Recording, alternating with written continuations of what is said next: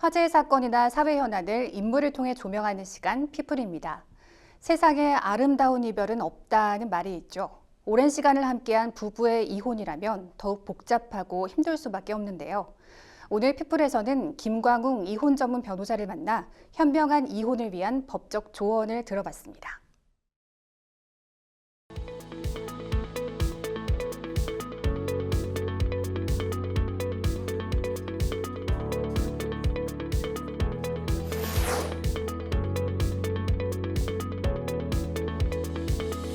네, 변호사님 안녕하세요. 예, 안녕하십니까. 네, 먼저 간단한 자기소개부터 부탁드립니다. 예, 알겠습니다. 저는 저기 사법고시 합격해가지고 이렇게 법조계에 입문했고, 대한변호사협회 인정 이혼 전문 변호사로 활동하고 있는 김광웅 변호사입니다. 지난 시절 동안 수백 건의 이혼 사건 진행하면서 우리 의뢰인 한 분 한 분의 권리 보호를 위해서 제 나름대로는 최선을 다했다고 생각합니다. 이 연말 연시나 또 명절 전후로 이혼 소송을 하는 분들이 늘어난다고 하는데 보시기에는 좀 어떠신가요? 명절 직후에 우리 사무실 같은 경우에 있어서도 확실히 이혼 상담 건수가 증가하고 있습니다. 그래서 제가 왜 이렇게 좀 명절 증가할까 우리가 조금 예상을 하겠지만 가만히 생각해 보니까 아무래도 명절 기간에는 가족 간의 만남이 빈번해지다 보니까 그동안 잠재되어 있던 가족 간의 갈등이 표면화되는 경우가 첫 번째. 두 번째, 기존에 남편이나 아내에게서 받았던 스트레스가 누적되어 있었는데 명절을 기하로 해가지고 그것이 폭발해가지고서 명절 직후에 이혼 상담 건수가 늘어나고 이혼 신청 건수가 늘어나는 원인이 되는 것 같습니다. 이혼 소송 상담을 오는 분들의 이혼 사유가 무엇인지도 궁금하고요. 또 가장 많은 이혼 사유는 무엇인지.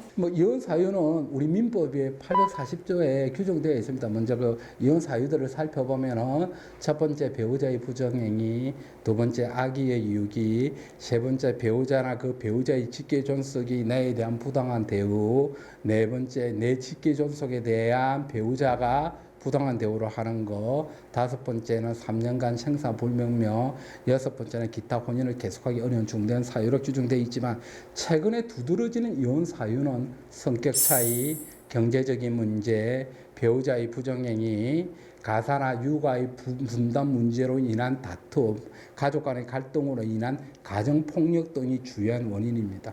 이 중에서 회복하기 어려운 이혼 사유는 배우자의 부정행위입니다. 경제적인 문제라든가 성격 차이 같은 경우는 자녀들을 생각해서 양보하고 해결책을 찾고 타협하는 경우가 많지만 배우자의 부정행위는 그 부부간의 신뢰관계의 결혼 생활에서 가장 중요한 부부관계, 신뢰관계를 완전히 파괴시켜버리고 감정적으로도 회복할 수 없게 만들어 버려가지고 사실은 돌이킬 수 없는 경우들이 대부분인 것 같습니다. 예. 배우자의 부정행위가 굉장히 큰 부분이죠. 예, 그리고 회복하기도 어렵다. 배우자의 부정행위로 이혼하는 경우가 많다고 하셨는데 만약에 이혼을 하기로 결정을 했다면 좀 중요한 것이 재산 분할과 위자료라고 생각이 되는데요. 먼저 재산 분할의 정의와 어떤 방식으로 재산 분할이 이루어지는지 설명해 주시죠. 이혼 소송에서의 재산 분할이라는 것은 간단하게 말하면 혼인 기간 중에 두 배우자가 공동으로 형성한 재산을 그 재산을 형성한 각자의 기여도에 따라서 공평하게 나누는 절차라고 생각하시면 됩니다. 그래서 조금 더 깊이 조금 들어가 보면 여러 가지 대상이라든지 기여도가 있는데 그에 대해서 제가 조금 더 설명 부연해서 드리면 중요한 것은 주부의 재산의 것은 기여도입니다. 그죠? 주부는 경제활동은 안 했는데 기여도 얼마 인정해주지 돈 안 벌었으니까 별거 없는 게 아니냐 이렇게 생각할 수가 있기 때문에 그래요. 과거에는 경제적으로 큰 기여를 한 배우자에게 재산 분할에 있어가지고 굉장히 유리한 판결을 했습니다. 상대적으로 주부나 전업주부의 형성 기여도를 굉장히 낮게 평가했습니다.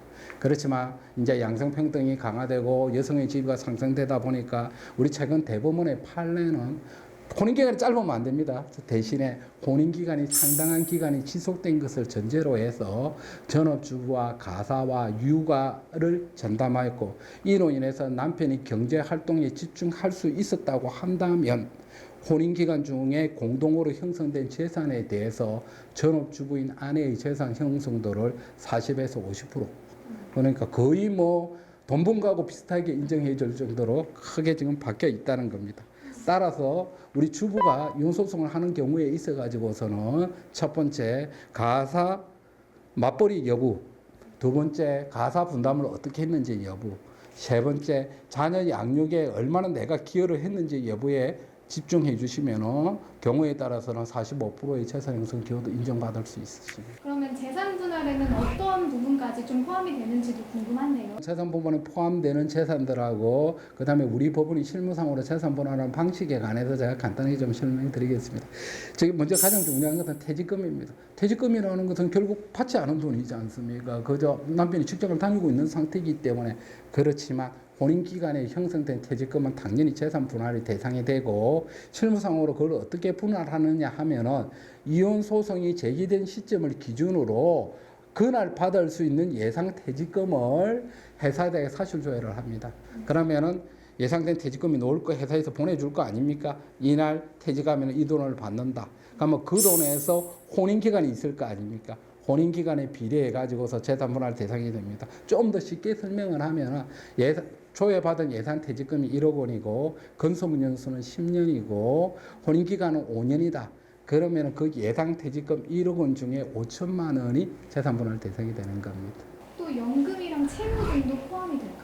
국민연금은 사실은 우리 법원 이혼 재판에서 판결에서 특별히 정하지 않는다고 한다면은 국민연금법에 지급 시기와 지급 방법이 정해져 있습니다. 그래서 거기에 따라서 하면 되기 때문에 특별히 이혼 소송 과정에서 국민연금에 대해서는 신경 쓰지 않습니다. 단지 이혼하는 마당에 그때 가가지고 국민연금까지 네가 받아라 내가 받아라 이런 거 싫다 이런 분들이 계세요. 그런 분들은 이제 재판 과정에서 국민연금은 각자 받는 걸로 하자. 오케이 되면은 그렇게 정리가 되는 거고 채무와 관련해서 말씀을 드리면은 채무는 무조건 재산 분할 대상이 된다 안 된다가 아니라 그 사용처에 따라 가지고 대상이 되기도 하고 안 되기도 합니다. 예를 들어 내가 돈을 빌려 가지고 생활비에 사용했거나 공동 재산을 형성하기 위해 가지고 그 돈을 썼다고 한다면은 당연히 그 채무도 재산 분할 대상이 되지만 내가 개인적인 용도로 사용한 경우 도박을 하거나 그다음에 고가의 장비 그 사치품을 구입한 경우에 있어가지고서는 재산 분할 대상이 되지 않습니다. 그리고 조금 더 나가서 실무상 우리 재산 분할 방법에 관해서 간단히 설명을 드리면은 우리 가정법원의 재판부는 각 당사자에게 재산 명시 결정을 내립니다. 그러면 재산 명시 결정을 받으면 각 당사자들은 자기의 가지고 있는 재산에 관한 목록을 제출합니다. 그러면 제출된 목록을 기준으로 해서 어떤 재산을 넣을 것인가 어떤 재산을 뺄 것인가 주장 입증하고 그 다음에 분할할 대상 재산을 확정을 하고 그 다음에 기여도도 확정한 다음에 분할 대상이 된 재산을 확정된 기여도에 따라서 분할하는 방식을 취하고 있습니다. 위자료가 혼인 파탄에 책임이 있는 배우자를 상대로 이 금전적인 책임을 요구하는 것이라고 알고 있는데 만약에 배우자의 외도로 인해서 이혼을 하게 될 경우에 위자료는 어떻게 좀 뭐 일반적인 얘기하고 구체적인 얘기로 좀 들어가 보겠습니다. 위자료에는 일반적으로 뭐 법적으로 정해진 상한선은 없습니다. 근데 실무상으로 5천만 원 이상 인정되는 경우는 드물고 그러면 이제 외도로 인해 가지고 이혼하는 경우에 우리 법원은 어떤 기준과 어떤 금액을 인정하는지 살펴보면은 우리 외도로 인한 이혼의 경우에 우리 법원이 위자료를 결정하는 기준은 첫 번째 부정행위의 정도, 두 번째 혼인 기간, 세 번째 부정행위가 발생한 데에 대해서 피해 배우자에게도 혹시 일정한 책임이 있는지 여부, 네 번째 가정을 회복하기 위해서 서로 어떠한 노력을 했는지 여부, 다섯 번째 이혼하기 전에 혹시 별거하고 있어가지고 사실은 파탄 상태에 있었는지 여부 등을 고려해가지고 종합적으로 판단하는데 좀 구체적으로 보면 혼인기간 10년, 외도로 인해 가지고 외도로 인한 이혼의 경우에 우리 가정법원은 2천만 원에서 3천만 원 사이에서 인정하고 있습니다. 더더욱이나 간통죄가 헌법재판소 이혼 결정으로 폐지됐기 때문에 그때 법조계의 일반적인 얘기는 그렇다고 한다면 위자료 금액이 대폭 증액될 것이라는 게 좀 그런 얘기들이 많았습니다. 저도 그게 당연하다고 봤는데 그렇지 않았습니다. 그냥 일반적인 수준인데 최근에 와서는 약간 높아지고 있어요. 조금씩.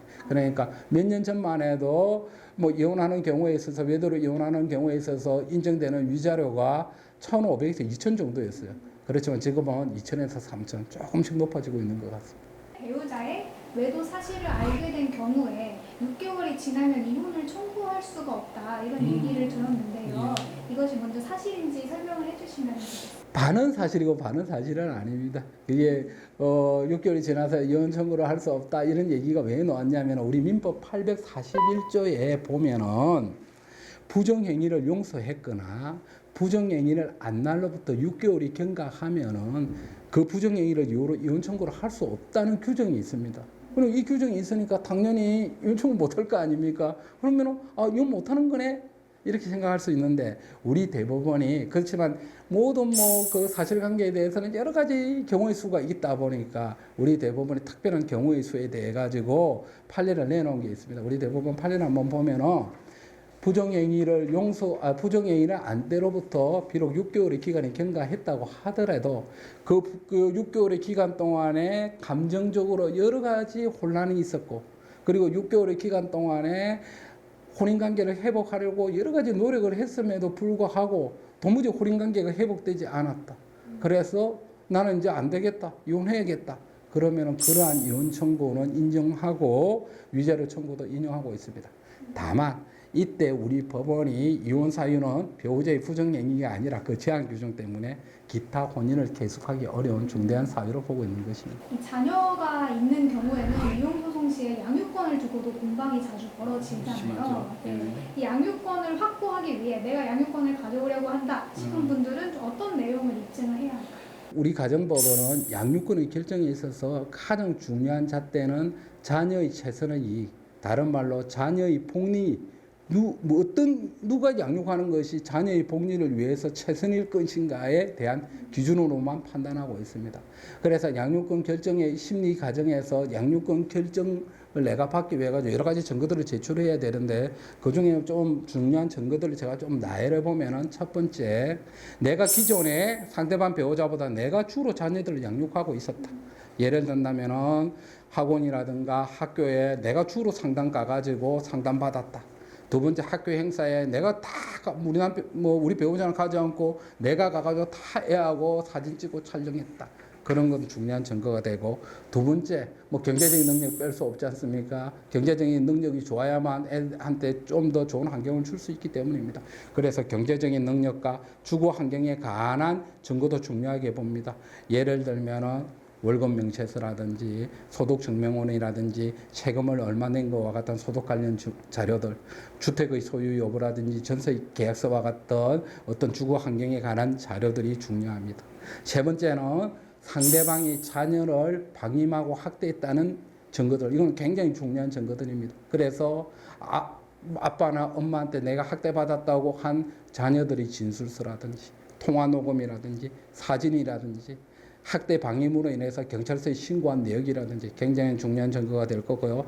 그 다음에 상대방이 자녀 양육에 별다른 관심이 없었다는 것도 중요한 증거가 되겠죠. 네 번째는 자녀들의 의사도 중요하지 않겠습니까? 결국은 자녀들이 어떤 일정한 나이가 된다면 내 의사가 가장 중요한 걸로 판단해 줘야 됩니다. 그래서 그런 의사들에 관한 증거들이 중요합니다. 특히 자녀가 13세 이상인 경우에 자녀가 이혼하는 부모 중에 누구하고 살고 싶겠다는 그 자필 진술서들 굉장히 중요한 증거입니다. 그 다음에 자녀가 심리적으로 정서적으로 안정되어 있는지 여부에 관한 상담 기록들도 중요합니다. 그래서 마지막으로 결론적으로 가장 중요한 걸 하나만 꼽으라고 한다면은 자녀가 만 13세 이상이라면은 자녀의 의사가 가장 중요합니다. 속된 말로 아빠하고 엄마하고 누구하고 살고 싶어 하느냐에 대한 그 자녀의 의사를 가장 존중해 줍니다. 그래서 자녀가 아빠하고 살고 싶다, 엄마하고 살고 싶다고 했었을 때 그 아빠나 엄마에게 엄청나게 애를 기르서는 안 되는 특별한 사정이 없는 한 애들의 의사를 최대한 존중해 주고 있습니다. 네, 그러면 마지막으로 이혼 소송을 준비하려고 하거나 아니면 진행하려고 하거나 하시는 분들에게 마지막으로 해주고 싶은 말씀. 제가 한 5가지 정도로 한번 정리를 해봤습니다. 그래서 제가 한번 말씀을 드리면은 첫 번째, 감정을 앞세우지 말고 전략을 세우시라. 이렇게 제가 말씀드리고 싶습니다. 이혼 과정에서 우리 당사자들이 하시는 가장 흔한 실수가 분노와 상처로 인해 가지고 상대방을 비난하고 상대방에 원망하고 상대방에게 화를 내고 이런 모습들을 법정에서도 계속 보이십니다. 그거는 법원 재판부에게 좋지 않은 인상을 심어줍니다. 그래서 뭐 유리한 것보다는 불리한 게 더 많다고 생각하십시오. 두 번째 보면은 상대방을 비난하기보다 이혼 후에 나 실제적인 삶에 한번 집중하시는 게 더 좋을 것 같습니다. 이혼 소송 과정 중에서 상대방이 한 말이나 나를 비난하는 행동을 뭐 곱씹다 보면은 그냥 감정적으로 힘들고 괴로워가지고 일상생활을 못하는 분들도 굉장히 많았어요. 그거는 자기한테 손해입니다. 그래서 그런 거 생각하지 마시고 오히려 이혼 후에 내가 어떤 삶을 살 것인가, 그리고 이혼 후에 내가 경제적으로 정서적으로 어떻게 독립할 것인가, 그런 걸 고민하는 것이 훨씬 더 중요해 보입니다. 세 번째는 주변 사람들의 조언에 휩쓸리시면 안 됩니다. 우리 주변 사람들, 지인이나 친구나 뭐 부모님이나 형제들 당신을 위한다고 감정적인 조언을 합니다. 그건 감정적인 조언이 아까 말씀드렸잖아요. 감정적인 문제가 아니라고. 그래서 법적인 부분은 내가 맡긴 이혼 전문 변호사의 조언에 따라서 행동하셔야 되고 그 변호사를 신뢰하셔야 됩니다. 그래서 내 지인은 이렇게 했다더라 이런 말에 휩쓸리시면 안 됩니다. 오히려 내하고 같이 하는 변호사하고 지금 사항에 대해서 객관적인 사항을 냉철하게 분석해 가지고서 거기에 대해서 고민하고 준비하고 하시는 게 훨씬 더 중요하다고 말씀드리고 싶고요. 네 번째는 자녀에게 배우자를 비난하시면 안 돼요. 예. 이혼 과정에서 자녀를 상대방 배우자의 갈등 도구로 여겨가지고 뭐 자녀 앞에서 부모를 상대방 배우자를 욕하고 이런 행동들 보이시는 분들 많습니다. 특히 뭐 법정에 와서도 이런 얘기 하시는데 결코 재판부에 좋은 인상을 주지 않습니다. 재판부에게 나쁜 인상을 줍니다. 우리 재판부는 그 어떤 부모가 자녀에게 어떤 정서적으로 좋은 영향을 줄 것인가에 대해서 관심이 있는 것입니다. 그래서 자녀에게 오히려 엄마 아빠는 너를 사랑하고 있다. 아빠 엄마는 비록 지금 이혼 소송을 하고 있지만 최선을 다하고 있다. 그런 안정적인 얘기를 해주시고 비난하지 마시기 바랍니다. 그것이 굉장히 중요한 부분 중에 하나고, 마지막으로 다섯 번째는 양육권의 양육권 부정이 있으면은 양육권 확보가 가장 중요한 거 아니겠습니까? 그렇지만도 좀 더 크게 생각해 보시면 양육권의 확보보다는 자녀를 위해서 어떤 것이 최선인가를 한번 생각해 보는 것도 굉장히 중요하다고 저는 생각하고 있습니다. 양육권 분쟁이 격화되고 경우에 따라 가지고서는 양육 환경 조사를 하기 위해서 가사 조사 절차 등이 진행됩니다. 그러면 우리 이제 당사자들은 재판관이나 그 가사 조사관에게 잘 보이기 위해 가지고 상대방 배우자보다 내가 더 좋은 사람이라는 걸, 그런 경제적인 심리들을 드러내는데, 하지만 우리 법원은 그런 거 별 관심 없습니다. 자녀의 복리를 최우선으로 여기는 겁니다. 따라서 재판부에 잘 보이려는 그런 행동보다는 오히려 현실적으로 내가 자녀를 양육할 수 있는 환경인지 아닌지를 차분하고 냉철하게 한번 생각해 보시고, 혹시 그 부분이 모자란다고 하시면은 그것을 내가 어떻게 채웠어? 내가 만약에 양육을 하게 된다면 내 자녀가 얼마나 행복하고 잘 자랄 수 있는 환경을 만들어 줄 것인가에 대해서 고민해 보는 것이 훨씬 더 중요하다고 보고 있습니다.